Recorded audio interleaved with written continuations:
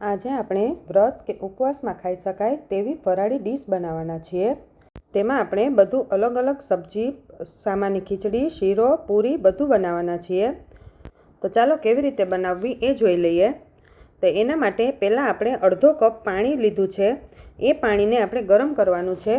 પહેલાં આપણે શીરો બનાવવાના છીએ એટલે શીરા માટે પાણી આપણે ગરમ કરવા મૂકી દીધું છે। અને એક પેનમાં આપણે ટોટલ 6 ટેબલસ્પૂન ઘી લેવાના છીએ। પણ પહેલાં આપણે 2 ટેબલસ્પૂન ઘી એડ કરીને અડધો કપ રાજગરાનો લોટ લીધો છે। હવે આ લોટને આપણે ધીમા તાપે એકદમ સારી રીતે શેકવાનો છે। ગેસની ફ્લેમ હાઈ નથી કરવાની, સ્લો ફ્લેમ પર જ શેકવાનો છે। આ રીતે આપણે મિક્સ કરતું જવાનું છે અને પાછું થોડીવાર પછી પાછી 2 ચમચી આપણે ઘી એડ કરીશું। ઘી આમાં એકસાથે વધારે નહીં એડ કરવાનું, નહીતર પછી જ્યારે શીરો બની જશે ત્યારે ઘી બધું સાઈડમાંથી નીકળી જશે। આ રીતે આપણે 2 ચમચી પાછું ઘી એડ કરી દીધું છે। હવે આપણે તેને સ્લો ફ્લેમ પર ગોલ્ડન બ્રાઉન થાય ત્યાં સુધી શેકવાનો છે। થોડીવાર થશે એટલે તેમાંથી સરસ સુગંધ આવશે। આ રીતે તેનો કલર પણ ચેન્જ થઈ જશે। હવે આપણે જોઈએ તો આપણો શીરો એકદમ સરસ શેકાઈ ગયો છે, કલર પણ એકદમ ચેન્જ થઈ ગયો છે। તો હવે આપણે જે પાણી ગરમ કર્યું હતું એ એડ કરી દઈએ અને તેને આપણે પહેલાં સારી રીતે મિક્સ કરી લઈએ।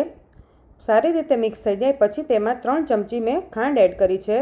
તમે ડાયરેક્ટ પાણીમાં પણ ખાંડ એડ કરી શકો છો અને ખાંડ તમે તમારા ટેસ્ટ પ્રમાણે વધારે ઓછી એડ કરી શકો છો।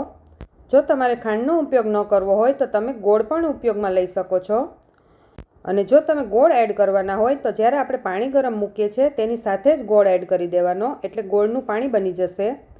પછી છેલ્લે આપણે પાછું 2 ચમચી ઘી એડ કર્યું છે એટલે ટોટલ આપણે 6 ચમચી ઘી એડ કર્યું। તો શીરો આપણો એકદમ સરસ તૈયાર થઈ ગયો છે, વધારે ઘીવાળો પણ નથી। તો તેને આપણે હવે સાઈડમાં મૂકી દીધો છે। હવે આપણે સૂકી ભાજી બનાવી લઈએ। તો તેના માટે મેં 3 ચમચી જેટલું તેલ લઈ લીધું છે। તેલ ગરમ થાય એટલે આપણે તેમાં જીરું એડ કરવાનું છે। પછી તેમાં મીઠો લીમડો એડ કરી દઈએ।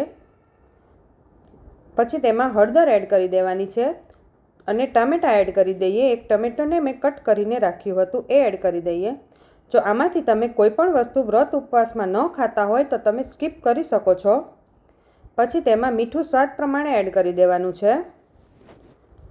પછી તેમાં 1 ચમચી આદુ મરચાંની પેસ્ટ એડ કરી દઈએ। અડધી ચમચી જેટલો મરી પાવડર એડ કરી દેવાનો છે। 2 ચમચી જેટલી ખાંડ એડ કરી દઈએ અને તેને સારી રીતે મિક્સ કરી દઈએ। પછી અહીંયા 3 બાફેલા બટેકા એને આપણે કટ કરીને લેવાના છે। આ રીતે મોટા મોટા પીસમાં કટ કરી લેવાનું।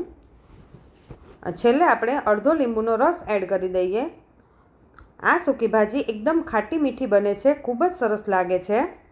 લીંબુનો રસ નાખ્યા પછી સારી રીતે મિક્સ કરી લઈએ અને છેલ્લે આપણે ધાણા એડ કરી દઈએ। તો સૂકી ભાજી પણ આપણી તૈયાર થઈ ગઈ છે। હવે આપણે સામો બનાવી લઈએ। તો એના માટે અડધો કપ સામો લીધો હતો, તેને આપણે 2 થી 3 પાણીએ સારી રીતે ધોઈ લેવાનો છે। પછી આપણે તેનો વઘાર કરવાનો છે।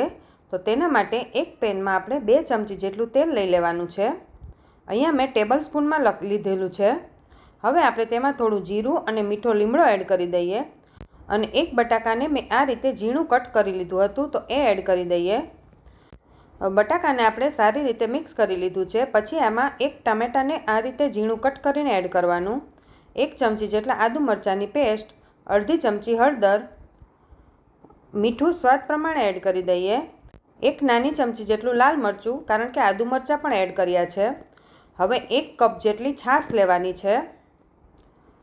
પછી તેમાં આપણે 1 કપ જેટલું પાણી એડ કરવાનું છે। પછી પાણી એકદમ સારી રીતે ઉકળી જાય પછી આપણે જે સામો ધોઈને રાખ્યો હતો એ એડ કરી દેવાનો છે। પહેલાં આપણે જ્યારે સામો બનાવતા હોઈએ ત્યારે પાણીને ઉકળવા દેવાનું, પછી જ તેમાં સામો એડ કરવાનો। હવે આપણે તેને એકદમ સ્લો ફ્લેમ પર ચડવા દઈએ।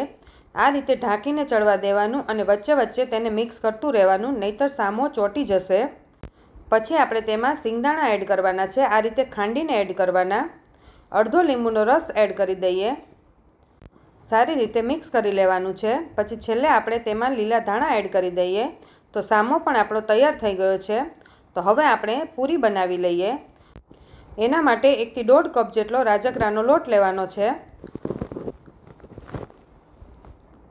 પછી આપણે તેમાં મીઠું સ્વાદ પ્રમાણે એડ કરી દેવાનું, થોડું લાલ મરચું, થોડી એવી હળદર અને 2 ચમચી જેટલું તેલ એડ કરી દેવાનું છે.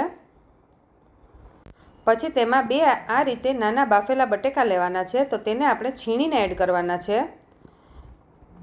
બટેકાને છીણીને જ એડ કરવાના, તેને આપણે પોટેટો મેશરથી મેશ કરીને નહીં એડ કરવાના. હવે બધું પહેલાં સારી રીતે મિક્સ કરી લેવાનું, પછી જેમ જરૂર પડે એમ જ પાણી એડ કરવાનું છે. કારણ કે બટાકા બાફેલા હોય તો એનાથી પણ થોડો અડધો લોટ તો બંધાઈ જ જશે. અને લોટ આપણો એકદમ મીડિયમ હોવો જોઈએ, એકદમ કઠણ પણ નહીં અને ઢીલો પણ નહીં. કઠણ હશે તો તેની કિનારી બધી ફાટી જશે. પછી પૂરીને વણવા માટે આ રીતે ઉપર નીચે કોઈપણ પ્લાસ્ટિકની કોથળી રાખવાની. ડાયરેક્ટ પાટલી પર વણશો તો ચોંટી જશે. પૂરીને આપણે વધારે જાડી પણ નહીં અને એકદમ પતલી પણ નહીં એવી વણવાની છે. પૂરી વણતા જઈએ અને તળતા જવાનું છે.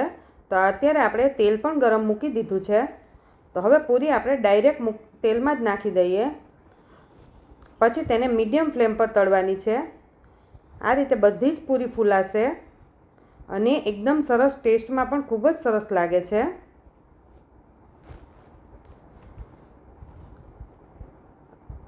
પૂરી આપણે એક એક વણતું જવાનું અને તળતું જવાનું છે.